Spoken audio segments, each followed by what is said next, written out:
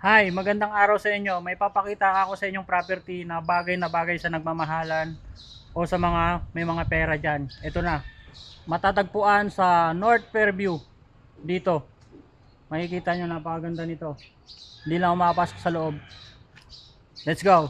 Kung gusto nyo ng bahay at gusto nyo tumira sa tahimik, ito. Number 23. Ashley Street. Napakaganda ng bahay na to. Ayan o. Pakita ko sa inyo. Matagal na itong binibenta. Ayan yung loob oh. Ang ganda. Hindi kasi ako makapasok kasi hindi naman akin. Gusto ko lang tulungan.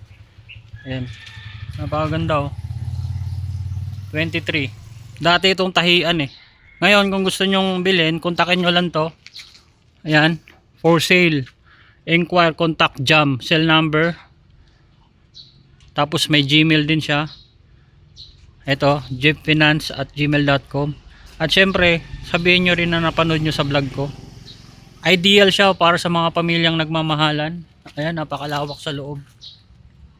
Napakaganda.